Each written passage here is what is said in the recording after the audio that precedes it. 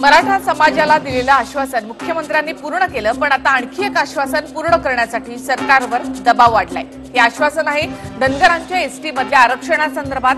पहिल्याच कॅबिनेटमध्ये धनगरांचा प्रश्न सोडवणार असा दावा फडणवीसांनी केला होता, पण आता 4 वर्ष झाली आहेत, तीचा अहवाल सुद्धा आलेला आहे। मग सवाल आता हाच उरतोय की आता धनगरांचं आरक्षण कधी? पाहूयात यासाठी TV9चा स्पेशल रिपोर्ट। मराठ्यांचा आरक्षणाचा मार्ग मोकळा,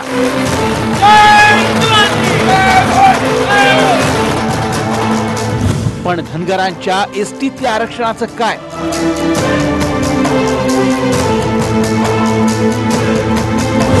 धनगर समाजाचं सरकारला अल्टिमेटम।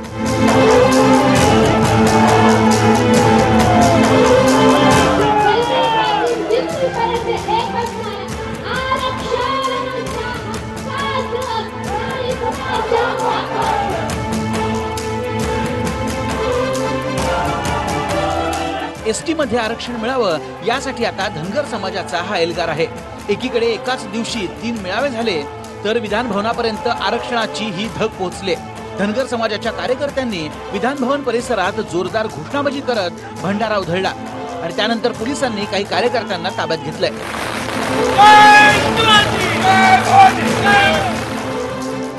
मराठ्यांच्या आरक्षणाचा प्रश्न आता मार्गी लागलाय, पण आता धनगर समाजाला एसटीत आरक्षण कधी मिळणार हा सवाल सरकारला विचारला जातोय।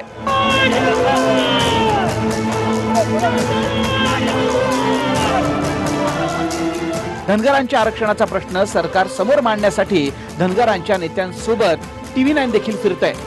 मनमाड, राहुरी आणि माजलगाव मध्ये झालेल्या धनगरांच्या मेळाव्यातून सरकारला थेट इशारा देण्यात आलाय।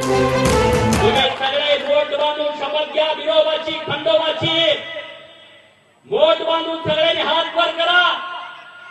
जर भारतीय जनता पार्टीच्या सरकारनं धनगराच्या पोराच्या हातामध्ये एसटीचा सर्टिफिकेट नाही दिला, तर माझा बाप, माझी आई, माझा भाऊ जरी उभा राहिला तर मी त्याला कमळ चिन्हावरती मतदान करणार नाही, अशी विरोबाची मी शपथ घेतोय। अशी शपथ तुम्ही सगळ्यांनी वोट बांधून घ्या। तुम्ही निश्चितपणे काल मराठा समाजाच्या आरक्षणाचा प्रश्न मिटवला, त्याचबरोबर धनगर समाजाचं परिपत्रक सुद्धा काढायला पाहिजे होतं। आजही तुमच्या मनामध्ये धनगर समाजाविषयी पाप आहे। मला सरकारला विचारायचं आहे, धनगर समाजाच्या या नवतरुण पोरांचा तुम्ही अंत बघताय का? मंत्रालय पेटवण्याची तुम्ही वाट बघताय का? कमळावरती उभा राहिला तुम्हाला येऊन सांगायला लागला की कमळ चांगला आहे, तर तुम्ही मतदान देणार का? एकीकडे मेळाव्यातनं सरकारचं लक्ष वेधण्यात आलं, दुसरीकडे विधानसभेतही विरोधकांनी धनगरांच्या आरक्षणाचा मुद्दा उचलला, तर विखे पाटलांनी विशेष अधिवेशन बोलावण्याची मागणी केली। अध्यक्ष महोदय, एकतर धनगर समाजाच्या साठी 30चा अहवाल जो आला आहे, फेब्रुवारी महिन्यामध्ये वाट पाहण्याची गरज नाही। आपण याच महिन्यामध्ये विशेष अधिवेशन 1 दिवसाचं बोलावं, त्या संदर्भात शासनाची भूमिका अध्यक्ष महोदय या ठिकाणी आली पाहिजे, ही आमची मागणी आहे अध्यक्ष महोदय।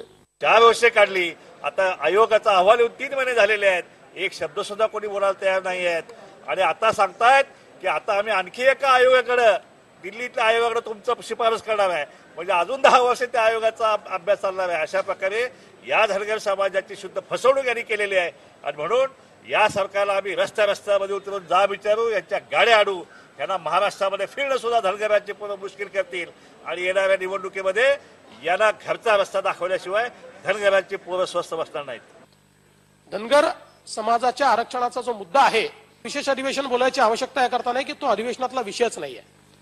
त्या संदर्भात जी काही राज्य सरकारची आता कारवाई चाललेली आहे, ही कारवाई आम्ही लवकरात लवकर पूर्ण करणार आहोत आणि त्या संदर्भात मी असं वरच्या सभागृहात सांगितलं की आम्ही कारवाई पूर्ण करू आणि पुढच्या अधिवेशनात त्या कारवाईचा ATR जो आहे तो आपल्यासमोर मांडू, हे मी सांगितलेलं आहे। त्याच्यामुळे त्या संदर्भातली कारवाई आम्ही वेळेत पूर्ण करणार आहोत। धनगर समाजाला सध्या VJNT मध्ये आरक्षण मिळतंय, पण त्यांना एसटी प्रवर्गात आरक्षण हवंय।